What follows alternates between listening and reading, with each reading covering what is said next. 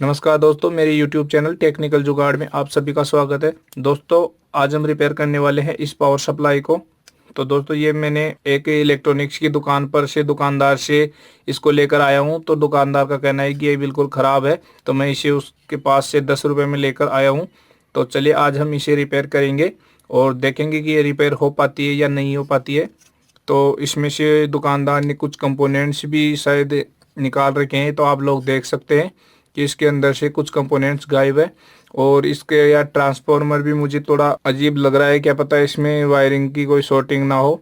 अगर वायरिंग की शॉर्टिंग ना हो तो हो सकता है ये रिपेयर हो सकता है, अगर शॉर्टिंग हुई तो ये रिपेयर होने में मुश्किल हो सकती है। तो चलिए दोस्तों, आज हम इसको रिपेयर कर लेते हैं।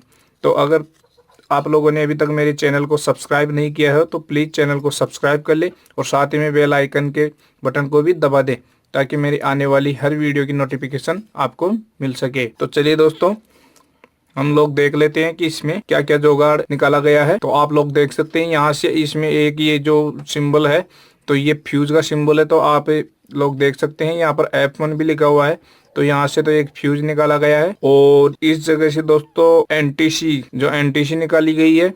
और साथ ही में ये हमारे पावर के जो पावर हम इन करेंगे वहां से इसमें 2 वायर लगेगी। और यहाँ पर दोस्तों कैपेसिटर लगेगा शायद पावर फिल्टर का। और इस जगह पर पावर फिल्टर ट्रांसफार्मर लगेगा, जिसे हम पावर फिल्टर चौक भी कहते हैं।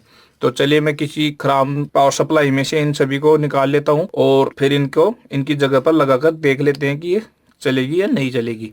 और साथ ही में दोस्तों आप लोग देख सकते हैं ये इसमें पावर कैपेसिटर जो लगा हुआ है, ये भी इसका खराब है। तो आप लोग देख सकते हैं कि ये फूला हुआ है, तो हम इसे भी चेंज करेंगे। तो चलिए मैं इन सभी कंपोनेंट्स को किसी दूसरे खराब पावर सप्लाई से निकाल लेता हूँ और इनको उनकी जगह पर लगाकर देख लेते हैं कि ये पावर सप्लाई चल सकेगी या नहीं चलेगी। तो चलिए दोस्तों, मैं किसी पुरानी पावर सप्लाई में से ये कंपोनेंट्स निकालता हूँ। तो ये देखिए दोस्तों, ये हमारे पास कुछ खराब पावर सप्लाईस है। तो इसके अंदर हमें जो इसमें लगने वाले कंपोनेंट्स को हम निकालेंगे। तो ये देखिए, इसमें इस पावर सप्लाई में हमें मिल जाएगा एक तो फ्यूज, और ये एक जो एसी फिल्टर जिसको हम एसी चौक बोलते हैं वो भी मिल जाएगा इसमें, और एक साथ ही में इसका कैपेसिटर भी मिल जाएगा। और उसके बाद में हमें एक एनटीसी की ज़रूरत पड़ेगी, जो दूसरी पावर सप्लाई में हमें एनटीसी भी मिल गई है। तो चलिए मैं इन्हें निकाल लेता हूँ और इसे हमारी पावर सप्लाई में लगा कर देख लेते हैं।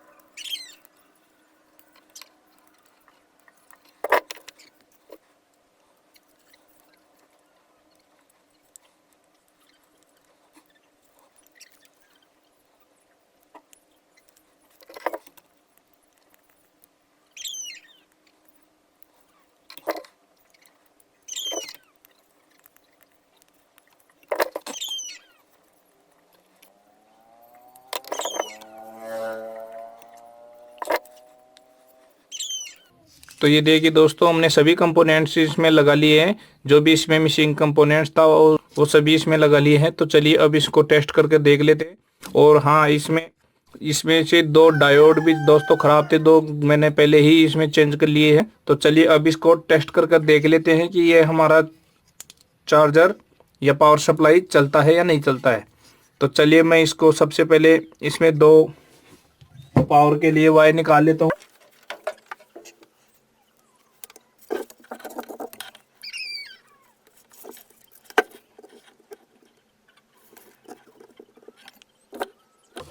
तो ये देखिए दोस्तों, हमने पावर के लिए इसमें 2 वायरिंग निकाल ली है।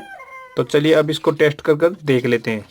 तो इसको मैं सीरीज लैंप से टेस्ट करूंगा। ताकि कुछ गड़बड़ हो तो इसमें पहले ही पता चल जाए। तो ये देखिए दोस्तों, हमने सीरीज लैंप को लगा लिया है। तो आपको मैं पहले टेस्ट करके दिखा देता हूँ। ये देखिए,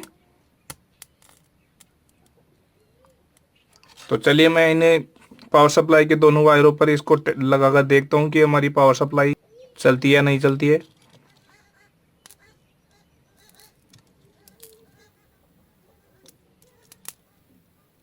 तो दोस्तों, पावर सप्लाई में पावर इंडिकेटर तो ऑन हो गया है। तो चलिए अब मैं इसकी आउटपुट वोल्टेज चेक करके देख लेता हूँ कि ये चलेगी या नहीं चलेगी। तो दोस्तों, इंडिकेटर के हिसाब से तो ये बिल्कुल सही हो चुकी है। तो चलिए मैं इसके आउटपुट वोल्टेज चेक कर लेता हूँ कि हमें कितने वोल्टेज दे रहा है।